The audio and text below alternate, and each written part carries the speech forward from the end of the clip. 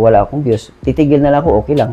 Meron ding sponsor na nangako sa akin na ganito, ganyan. Ayaw kong umasa doon sa sponsor kasi nasasaktan na ako eh. Sa lahat ng puno ng saging, meron talagang bulok doon. Doon na nag-start. Pag-abroad ko, nagkalukulo ko na ang pamilya. Ang pagpapatawad ko ay para naman sa kagandahan. Dati kasi tumitira lang ako kahit saan-saan eh. Natutulog ako sa kalye. Nakakain lang ako. 3 beses isang araw makakain lang ako, okay na ako doon. Nahatid ko siya sa school. Yun yung mga bagay na wala sa akin nung panahon ng bata pa ako. Mahirap ang gano'n na makikita na ko kung saan-saan. Kasi naranasan ko kasing wala akong tirahan eh. Pati tuloy ako naiiyak ko yan. Umiyak. Eh kasi wala din akong tatay. Bakit ako naiiyak? Hindi pa kami annulled, separate lang. Pero hindi siya legal. Ginawa kong 6 times na pinatawad yung asawa ko bago talagang nakapag-desisyon ako na ayaw ko na. Umabot sa punto nga na napunta kami doon sa kay Rafi Tulfo. Wala na akong pambayad sa upa. Mangiyak-ngiyak na ako wala akong pambayad sa upa, wala na rin ako makain. Maraming gusto pumunta sa Bukana pero ako ayaw na ako kasi wala na akong makain eh. Wala na akong pambayad din sa upa. Kung saan ako matutulog, kung saan ako magkikitira. Kaya naman ako natigil sa Bukana, sa Bursa Island kasi wala na akong mauwian noong panahon na yun eh. Matapos ko lang itong problema ko dito sa bahay ko na to, mapapaupahan ko na to, sa Zamboanga mapapaupahan na rin sa Davao, babalik ko ng Saudi. Isa ka daw sa na-scam ni RTD. Totoo ba? Ninakaw ang bag mo sa baybay ng Bukana. Ang alam ko, nalaman nyo na kung sino ang nagnakaw nun kasi ibinalik ang bag mo. Pwede ko bang malaman kung sino yung nagnakaw at pwede bang malaman kung bakit hindi nalaman ng barangay kung sino ang kumuha nun? So, ayan. Napanood ko dati yung vlog na ninakaw ang bag mo sa baybay ng Bukana. Ang alam ko, nalaman nyo na kung sino ang nagnakaw nun kasi ibinalik ang bag mo. Pwede ko bang malaman kung sino yung nagnakaw at pwede bang malaman kung bakit hindi nalaman ng barangay kung sino ang kumuha nun? Ibiblik na lang natin kapag sinabi mo yung pangalan. Pero pwede mo din naman hindi sagutin kung... Pwede rin hindi sagutin. Sasabihin ko na lang sa'yo personal. Ibulong mo na lang sa akin para makita yung reaction ko. Bulong mo sa akin. Nakamike pa yan! Nakamike! So, ayan, nalaman nyo kung sino ang kumuha. Nalaman hindi na lang natin pangalan. Hindi na lang kasi si Idol din man kasi sabi ni Idol na ako nang bahala dyan. Kaya siyempre ang respeto natin kay Idol kasi lahat ng sinasabi ni Idol nagdidepende dito Idol. Siyempre hindi ko naman din yung lugar yon. Pasalamat na lang ako na naibalik yung pera na yon, yung bag, may kasama pera yon, cellphone, lahat-lahat. Kasi kung nawala yon, wala na akong cellphone, tigil din ako sa pagbablog. Kasi wala na akong pera, nandun lahat eh. Ang passport, nandun lahat. Nandun lahat. Kaya maaaring titigil ako sa pagbablog noong panahon na yon. Pero naibalik mo siya, okay lang. Lahat naman may pagkakamali na ganun, pwede naman tayo magpatawad na. Basta ang importante na ibalik lang. Pero bakit hindi nalaman ng barangay? Bakit hindi nyo ipinaalam sa barangay? Hindi ko alam kasi, yun nga, sabi ko nga, magdidepende lang tayo kay Idol. Basta at importante alam ni Idol. Tapos ako, hindi rin ako mag-ano ng barangay na lang kasi naawa din ako. Depende na lang din kay Idol yun kasi siya naman ang may control doon eh. As a friend ni Idol, as a kaibigan, yung respeto ko sa kanya, siya ang magdesisyon doon kasi sa kanya ako nakatira. So, nagbablog ka pa ba ngayon sa YouTube? Sa YouTube, nagbablog ako sa YouTube pa rin pero panaka-naka na lang no, most of the time dito sa bahay kasi nga tawag nito. Masisira na to pag hindi ayusin tumutulo na eh. So, sabi mo pala, nakuha na ng pag-ibig itong bahay, pero ba't pinapagawa mo? Hindi. Nung panahon na nagpagawa ako doon sa Pinyan, ano yun, nasa pag-ibig pa to. Kaya lang, inantay ko lang talaga na magkaroon ng ano siya, ang tawag nito, mabidding. Kasi mas priority yung totoong may-ari yung nakapangalan eh. So, in-applyan ko yun sa bidding. Ayan, nanalo naman kasi nga priority. Nakuha ko siya ulit. Kaya nabuo, kasi kung alam ko lang na makukuha ko siya, hindi ako magpapagawa doon sa ano. Pero no regrets pa rin kasi nakatulong sa channel ko yung pagpapagawa doon sa Pinyan ng bahay na na-boost yung ano ko, yung channel ko. Nag-grow siya na consistent. No, tapos mas lalo pa ako nakilala. So, wala namang ano doon kasi merong nagbabash doon na paggawa ka ng bahay, bakit ka pa napagawa, meron ka palang ganito. Hindi ko naman alam na makukuha ko ito ulit eh. So, ang sa akin na lang, instead na ipangsusugal ko o kung iinom-inom ko yung pera ko, meron naman akong pera, ininvest ko. Bumili ako ng lupa, pinagawa ko ng bahay. Kasi ang sa akin, pagka once na magpagawa ka ng, may lupa ka, hindi siya pa pawala. Kumbaga, paano pa, kasi pamahal ng pamahal. Yun yung ano ko. So, no regrets ako doon sa ano. So, masasabi mo ba na mahina ka na ngayon sa YouTube? Masasabi ko ngayon na mahina ngayon kasi pag mag-vlog ako, mahina yung views ko eh. Kaya, dito lang muna, chichimpo lang muna ako pagkatapos nito. Ang plano ko talaga, pagkatapos nito, maayos ko lang itong bahay na to. Pupunta ako dun sa Zamboanga, ipaayos ko rin yung bubong nun, paupahan, ito paupahan din. Tapos after this year, next year, pupunta na ako ng kasi nga, ang plano ko talaga, mag-ipon ako ng pondo para pagbalik ko, 2 years lang siguro na kontrata, magagawa ko na yung plano ko. Kasi ayaw kong umasa doon sa sponsor kasi nasasaktan na ako eh. Kasi, pag-aasa kasi sa sponsor, di mo alam kung kailan yun darating eh. Kailangan mong kumilos. Minsan, baka dumating yung araw na isumbat pa sa'yo. Tama yun. Kaya ako, umiiwas talaga ako. Maraming tumatawag sa akin na ganito jokes eh. Inaalam ko muna, vlogger ka ba? Oo, pag hindi, sige, sama tayo. Pero kailangan sama tayo. Kung gusto mong tulungan kita, kailangan sama tayo.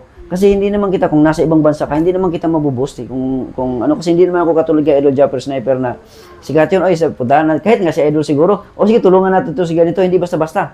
Kailangan mong magtiyaga tayo, dadaan tayo sa proseso, magkasama tayo. Welcome naman ako doon. Walang problema sa akin na basta magsama tayo, mag-vlog ako lahat-lahat, mapakita kita sa vlog ko, makikilala ka nun ng mga viewers kung meron pa akong natira. Ganun lang.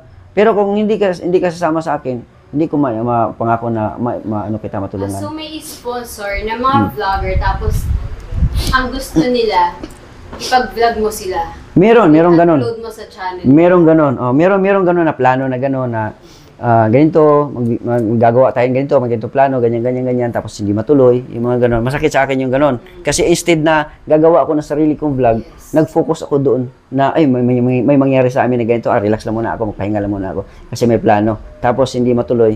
So, imbis na yung plano mo na kadalasan mong ginagawa, mawawala na siya. Mawawala ka na sa focus din. Tapos maraming mga pagkakataon na gano'n. Minsan tinatanggihan ko na lang. Ngayon natuto na ako. Maraming tumatawag din sa akin na ganito, sama ako, ganito eh. Inaalam ko muna. Ayaw kong maalanganin ako kasi pagdating ng panahon, mahirap na. Kaya gusto kong mag-abroad para mag-ipon ako para panibagong simula na ako lang. Ganun lang. Ayan, if you have been given a chance nung bumalik ka ng kalakasan mo sa pag-vlog, ano ang gagawin mo or hindi mo dapat ginawa sana? Kung bibigyan ako ng chance na mapalakas pa rin, wala ako ibang pipiliin na content is charity pa rin.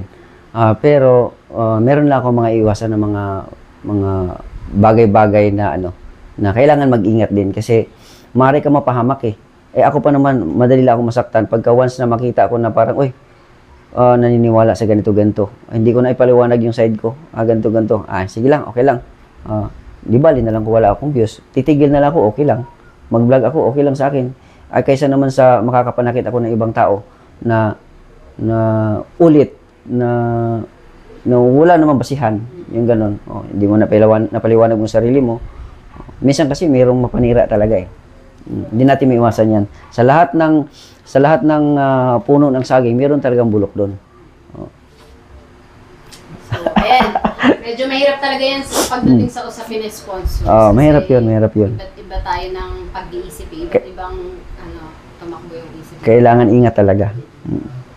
Meron ding sponsor na nangako sa akin na ganito, ganyan, hindi natuloy. Nasaktan din ako noon kasi instead na mayroong oportunidad na nagbigay sa akin, tinanggihan ko. Halimbawa, napakagandang break to na ganito. Sige, nandun na tayo. Tapos meron nag-offer naman na ganito.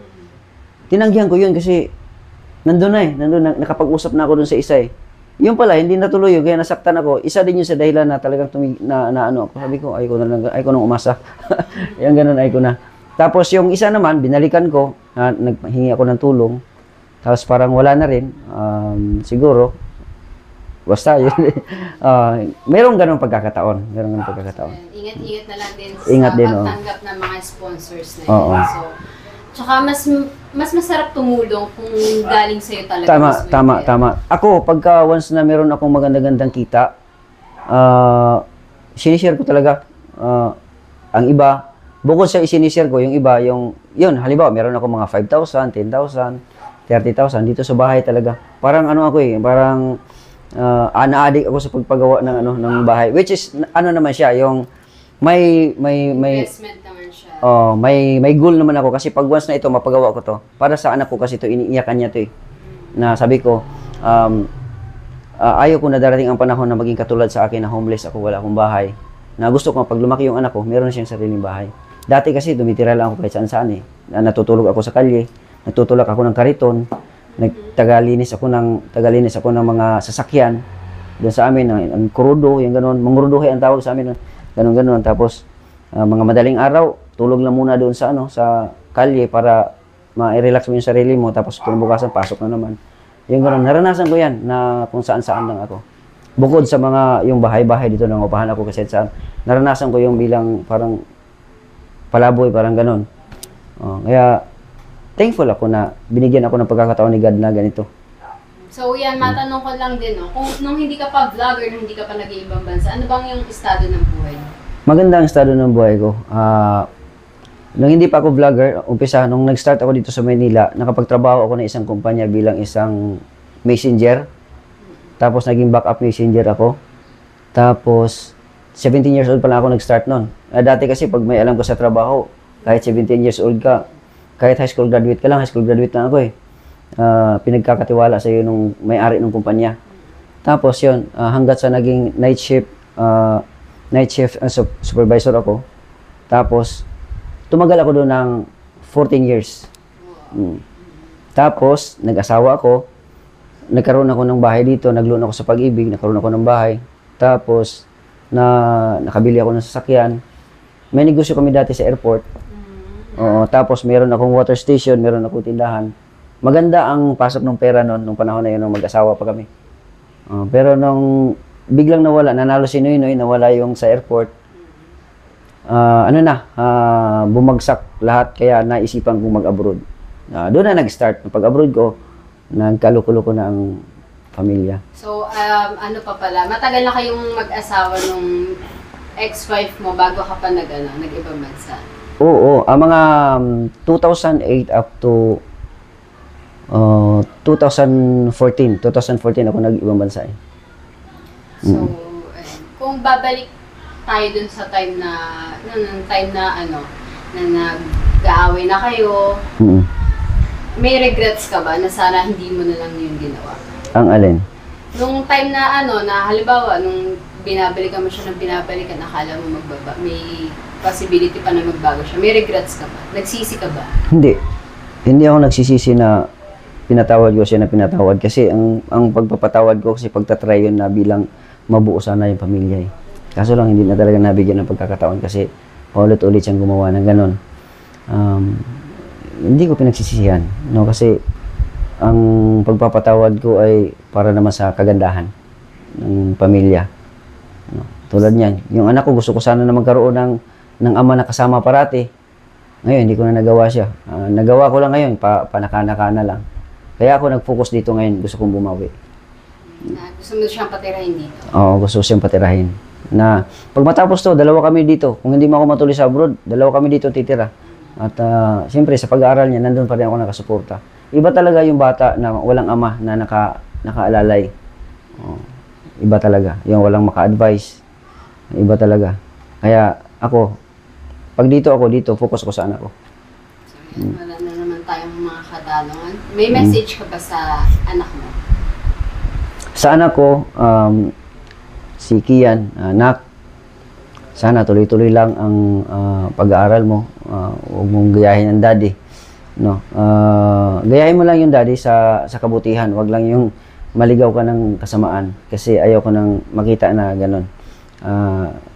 Gusto ko na makapagtapos ka sa pag-aaral at maging lumaki na maayos. Dumating ba yung time na na sinabi mo talaga mismo sa kanya na sorry na hindi kita nakakasama, sorry na hindi tayo buo, may ganun bang tanong? Dumating yung pagkakataon na yun na, anak, pasensya ka na anak, hindi man buo yung pamilya mo, pero mahal ka pa rin namin. Yung ganun. Sabi ko sa kanya na, swerte ka pa nga anak kasi kahit nahiwalay kami ng mama mo, mahal kita, mahal ka rin ng mama mo, pero hindi lang tayo buo, hindi lang tayo magkakasama. Kaya habang may pagkakataon ako na magkasama tayo, ibubuhos ko talaga yan. Kaya yun, hindi ako napunta kung saan. Pag nandito ako sa Manila, kailangan talaga magkasama kami. Nahatid ko siya sa school. Yun yung mga bagay na wala sa akin nung panahon ng bata pa ako. Pagdating talaga sa anak ko, nawawala ako sa naiiyak ako pagdating. Kasi yun din yung dahilan na umiyak ako nung panahon na nasa Bukana ako. Kasi dahil din sa anak ko, yung sabi niya sa akin dati na, Daddy, kung saan ka man naroroon, mag-ingat ka sana Daddy. Bata pa siya nung panahon na yun. Ingat ka sana Daddy, mahal na mahal kita, I love you Daddy, yung ganun. Pagdating sa kanya talaga. Kaya ito, nung iniyakan niya itong bahay na to, sabi ko, anak, ayaw ko magaya ka sa akin na kung saan ako matutulog. Kung saan ako matutulog, kung saan ako magkikitira.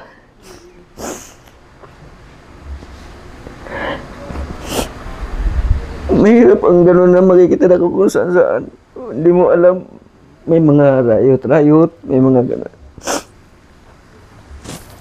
Napakamapagmahal talaga ni Kuya Jokes. Kaya gusto ko talaga na itong bahay na to, iniyakan niya to, sabi ko na, gagawin ko lahat ng magkakaya ko. Babalik ako sa Saudi kung kinakailangan, babalik ako sa Saudi. Para mabayaran ko na itong bahay, matapos ko to, para maglumaki ka man. Hindi ka matulad sa akin na kung saan nagitira. Kaya naman ako natigil sa Bukana, sa Bursa Island, kasi wala na ako mauwian noong panahon na yun At the same time, nagbablog ako. Hoping pa rin ako na magkakasama kami. Kaya nung panahon na yun, na nasa Burias ako, hiniram ko talaga si Gian. Kaya nung pagkakataon na yun, nagkasama kami ng anak ko. Siguro mga 5 siguro siya noon, 6 o 4, mga ganun. Hindi ko alam kung ano yun, panahon na yun. Sabi ko, hiramin ko yung, pwede mo mahiram si Kian. Pumayag naman nung panahon na yun. Nung una ayaw kasi parang baka natakot na ilayo ko. Tapos, yun, pinahiram naman. Kaya masaya ako nung panahon na yun. Natuto siya yung mga ginagawa kong pagtulong. In fact, siya nga nagsabi sa akin, Daddy, si nanay, kawawa si nanay. Hindi siya marunong basta nakita niya yung hirap. Sabi niya, puntahan natin Daddy. So, ibig sabihin na-adapt niya yung ginagawa ng daddy niya. Na-adapt niya, siya na mismo ang nagsabi sa akin na tulungan natin. Sabi ko, good, maganda na naisip ko yung ganun kasi maganda yun sa isang bata na bata pa siya naisip niya yung ganun. Masaya ka na may na-adapt siya sa'yo. Oo. Talaga. Hindi, pagdating talaga sa anak ko, napakamapagmahal na ama nito, ni Kuya Jokes. Kasi naranasan ko kasing wala akong tirahan Kung saan ako nakikitira. Naranasan ko yun. Tulog ako sa kali, sa bangkita, natulog ako, maaga pa, alis ako, magtulog ako ng kariton dyan sa Pasay. 1995 pa yun. Gusto ko na lumaki ba yung anak ko kahit hindi kami magkasama nung ina niya, hindi buo. Pero meron pa rin ako napatunayan na yung kung anong wala sa akin dati, meron siyang, pag lumaki siya, meron siyang bahay na, ito nga, sa kanya to. So talagang gagawin ng isang ama na yung mga hindi niya naranasan is gusto talagang ibigay sa anak niya. Iba din kasi yung ano na ayaw mo iparanas, ayaw mong maranasan ng anak mo yung mga naranasan mong hirap. Dati, katulad na niya ni Kuya Jokes, gusto niya itong bahay isibigay niya sa anak niya para hindi matulad sa kanya na kung saan lang nakikitira dati. Oo. Yun lang naman sa akin, mapagpaaral ko siya, tapos pag lumaki siya, meron na siyang tahanan. Mag-asawa man siya, wala na siyang isipin, hindi katulad sa akin na ang hirap ng buhay ko, ang dami kong naranasan. Kahit sino-sino ng tao na kasama ko. Pero matatag pa rin tayo. Biruin mo sa isang kumpanya, tumagal ako ng 14 years, ang dami namin doon sa isang bahay. Matatag ako kasi, nasabi ko na matatag ako kasi 14 years ko nakasama yung mga tao na walang problema. Dahil marunong tayo makisama. Nakarating din tayo ng ibang bansa. 6 years din ako, tuloy-tuloy din yun. Kumbaga, yun na lang ang pinakaano ko na sarili ko, ay proud ako sa sarili ko na nagawa ko yun. Kaya, yun, malaking bagay din yung pag-abroad ko kasi kahit pa paano, nakaipon-ipon ako para sa ano. Yun nga lang, nabawasan lang dahil doon sa mga problema. So, masasabi mo na malaki ang naitulong sa buhay mo ng pagbablog? Malaking bagay siya. Kasi, ang pagbablog kasi, itong bahay na to, nabawi ko. Tapos, nakapundar ako ng 300 square meter na lupa doon sa Pinyan, napagawan ko pa ng bahay. Soon, papaupahan ko na rin yun, so may income. Tapos, yung sa bahay ko doon sa Davao, papaupahan din yun soon, pagka ako ay alis na may income pa rin. So, no regrets ako doon sa mga napagawa ko. Kaysa naman sa vlog ako ng vlog, tapos malaman mo na lang wala na pala yung pera. Di ba? So, yun. Basta lahat ng mga bagay nito, lahat ng meron sa akin, para kay Kian yun. Yun kasi ang wala sa akin nung panahon na bata pa ako. 3 years old pa lang ako hanggang ngayon. Ang wala na akong papa kasi nung nakita ko yung papa ko, patay na bangkay na nasa gabaong na Walang gabay. Yun ang kulang sa akin, walang gabay ng ama, walang pagmamahal, walang yakap. Na gano'n, na gusto ko na iparanas ko kay Kian na may nagmamahal na ama. Lagi kong sinasabi sa kanya yan, anak, swerte ka pa nga. Kasi, pag kami na lang dito, swerte ka pa nga anak. Kasi, kahit pa paano, love ka namin. Nahiwalay kami ng mama mo. Love ka ng mami mo. Love ka ng daddy mo. Pero hindi tayo buo. Pero love ka namin. Lahat ng gusto mo, maibigay namin hanggat sa kaya namin. Yun lang. Basta love ko yung anak ko, si Kian.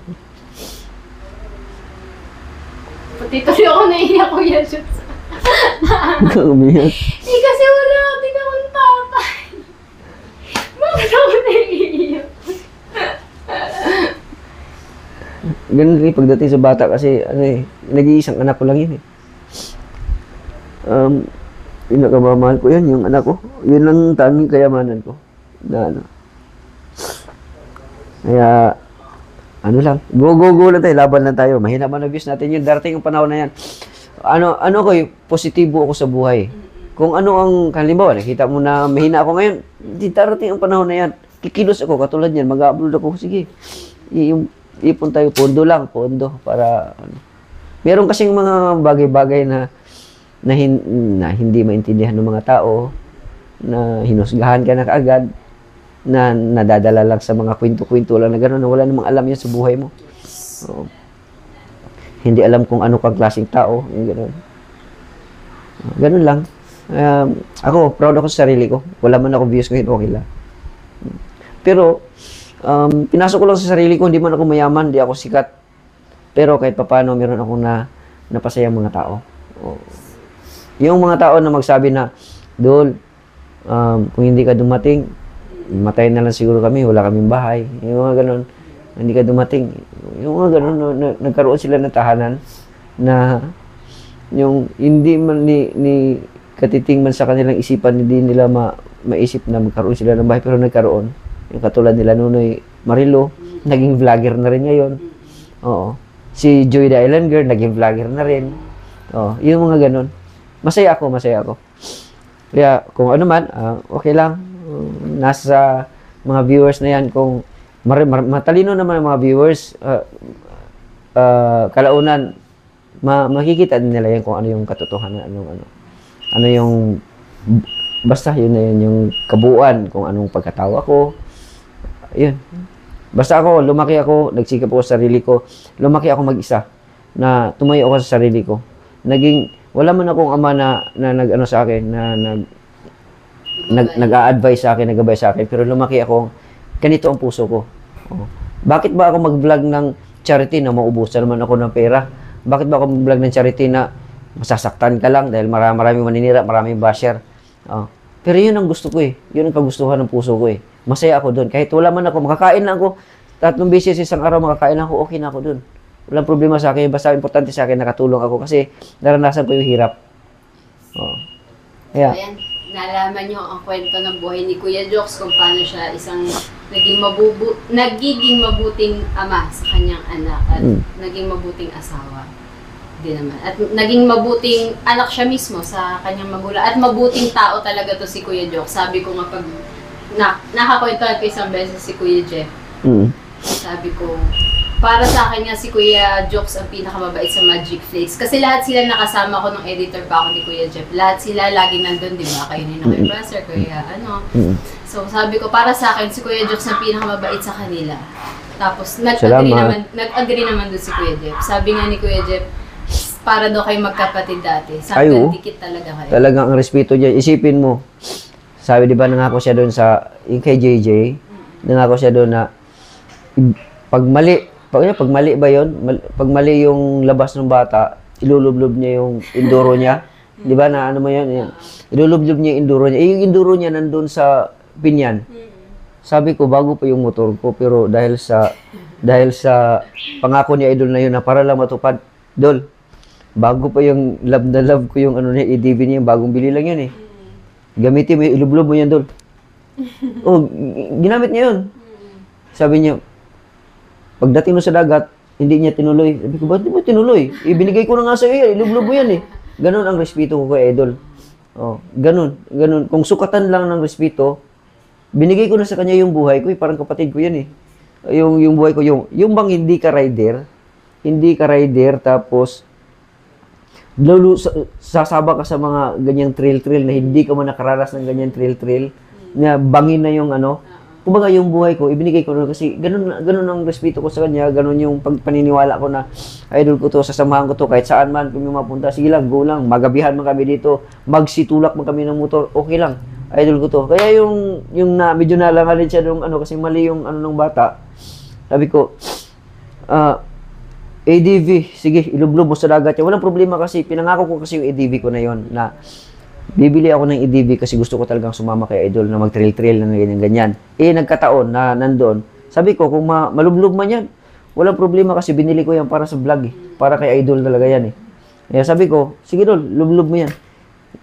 Dinala niya na doon. Nung pag gano'n niya, hindi niya tinuloy, niliko niya. Sabi ko, di mo tinuloy. Hindi ko kaya bay. Hindi ko kaya. Okay, may tiwala ko eh. O, ganun, kung susukatan lang yung respeto, yung paniniwala ng pagiging kapatid, kung sukatan lang, handa ko ibigay yun. Walang problema sa akin. Talagang sanggang dikit na. Oo, ganun ako. Kaya nga, minsan, sabi ko, may nagsabi na, bakit di ka na pumunta doon? Sabi ko, may tamang panahon para dyan. Kasi sa pagkakataon na to ngayon, unahin ko muna yung anak ko kasi yun yung isa sa pinakapangarap ko talaga nung bata pa ako na wala akong ama na gumabay sa akin. Kaya gusto kong iparanas yan. Hiwalay man kami ng nanay niya. Ay, nandito pa rin ako. Pabalik-balik dito sa Maynila na handang mag-advise sa kanya bilang ama. Manghatid sundo. Yung maranasan ko yung manghatid sundo. Yan isa sa bagay na hindi ko na ngayon na nagawa na palakad-lakad na ngayon. Kasi nag-aaral na yung anak ko eh. Ngayon, nandun ako nakatutok sa anak ko. So, hindi na natin masyadong pababain dahil sobrang haba na din ito. So, ayan, last na message mo kay Kuya Jeff. Kay Idol, napaka-the best na kaibigan yan. Kapatid ko na yan, turing ko dyan, kapatid eh. Lahat, hindi naman ang turing niya sa'yo. Lahat ng mga advices, yung usapan namin, tinitreasure ko yan, lahat. Marami siyang mga sinasabi sa akin, bye, ganito. Salamat, Dol. Salamat. Tinanggap mo ako bilang kapatid, bilang kaibigan. ah, bless ko na nagkaroon ako ng isang idol Japper Sniper na kaibigan. Kung hindi siguro dahil sa iyong suporta sa akin, hindi ko makuha tong mga to, lahat na to. Hindi ko makuha to. Pero siyempre, nandun yung paniniwala na kailangan kong tumayo, kailangan kong pahalagahan yung iyong binigay na suporta sa akin, yung iyong tiwala. Kasi sabi nga niya, sinuportahan kita dahil naniniwala ako sa iyo. Pinakilala kita, ganyan. Gusto kitang maging vlogger din, na katulad sa kanya. Hangad niya na maging, siyempre, pagkaama ka kasi, pag yung anak mo na maging successful, matutuwa ka eh. Kaya, bilang ama, bilang kapatid na nakakatanda, kumaga para sa amin, pinuno namin yan eh. Kaya, para sa akin, blessed ako na nagkaroon ng isang Japper Sniper na kaibigan at lahat ng ito dahil yan kay Idol Japper Sniper. Kaya Idol, maraming salamat. Saan ka man naroon ngayon, enjoy ka lang at mabuhay ka hanggang gusto mo at tuloy pa rin. Kahit na tumanda man tayo, minsan niyang sinabi sa akin, Bay, hanggang tumanda tayo, ganito pa rin ba tayo? Sabi ko, Idol, 100%. Kahit ano man mangyari sa buhay ko, mag-ups and down man, mawala man ako, mag-abroad ako, tatanda ako, ikaw pa rin ang kaibigan ko. Hindi mawala yan, never fade yan. Walang ano yan, walang question yan. Dahil ganun ang respeto ko sa kanya bilang isang kaibigan. Salamat, Dol. Mahal na mahal kita. Yan. Love you. So, ayan guys, hanggang dito na lang natin ang vlog na ito. Tapusin na natin dahil kami nagkaiyakan na. Successful yung plano ko mapaiyak siya, pero napaiyak din ako.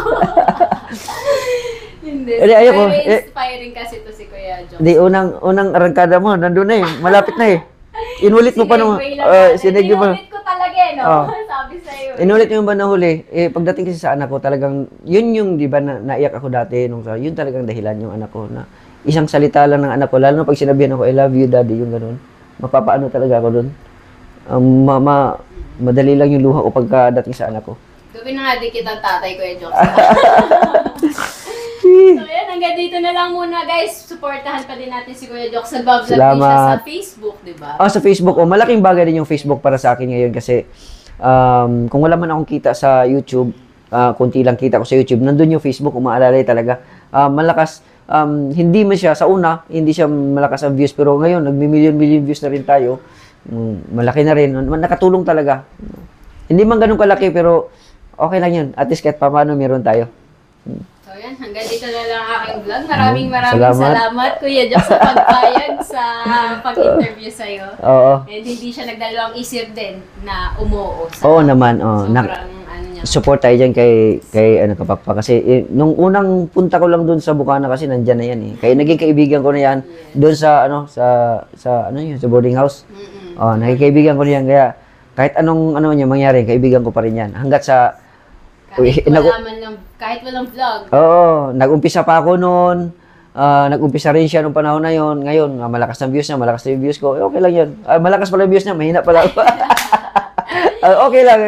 Kaya support tayo. Yeah, kahit walang YouTube, kahit mawala man yun, talagang magiging kaibigan pa din kami ni Kuya. Siyempre. Napaka-bait nito eh. Normal yan. Kuya ko yan eh.